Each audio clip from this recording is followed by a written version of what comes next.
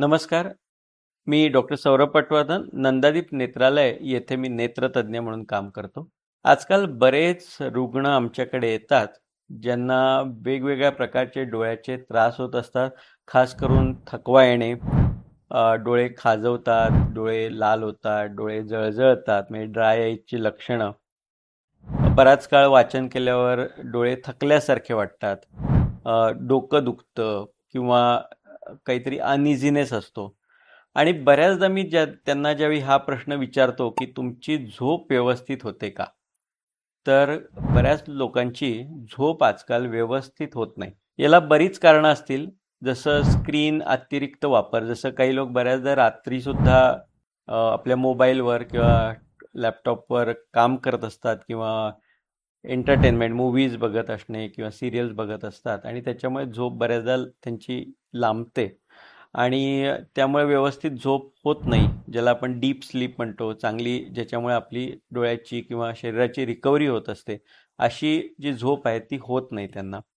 याला इतरही कारणं असू शकतात, जसे मानसिक ताणतणाव असतात. आणखी महत्त्वाची गोष्ट म्हणजे रेग्युलर व्यायामाचा अभाव.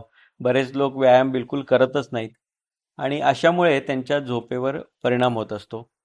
खाण्यापिण्यात सुद्धा जर संतुलित आहार नसेल, जास्त तेलकट तिखट खाणं किंवा अनियमितपणे जेवण घेणे, याच्यामुळे ॲसिडिटी वाढणे, या सगळ्यामुळे सुद्धा आपल्या झोपेवर परिणाम होत असतो.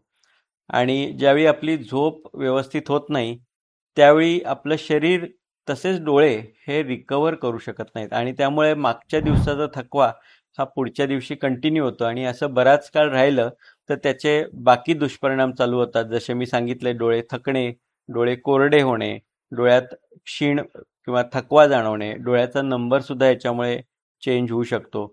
तर जर तुम्हाला झोपेचा प्रॉब्लेम असेल तर त्याला काही रेग्युलर गोष्टी तुम्ही जरूर कराच, ज्याच्यामध्ये लाईफस्टाईल चेंजेस, म्हणजे रात्रीचं जेवण वेळच्या वेळी घेणं, त्यानंतर शतपावली, त्यानंतर रेग्युलर त्याच वेळी झोपायला जाणे, जास्त लांबणीवर झोप टाकू नये, स्क्रीनचा वापर संध्याकाळनंतर थांबावा, सकाळी उठल्यानंतर सुद्धा व्यवस्थित व्यायाम करावा.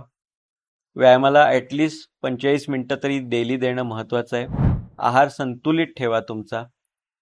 त्याचप्रमाणे ॲसिडिटी होऊ नये म्हणून जास्त तेलकट तिखट पदार्थ खाणे टाळा. या सर्व निरोगी तुमच्या जर सवयी झाल्या तर तुमची झोपसुद्धा व्यवस्थित होईल आणि त्यामुळे तुमचं डोळ्याचंच नव्हे तर पूर्ण शरीराचं आरोग्यसुद्धा सुधारेल. धन्यवाद.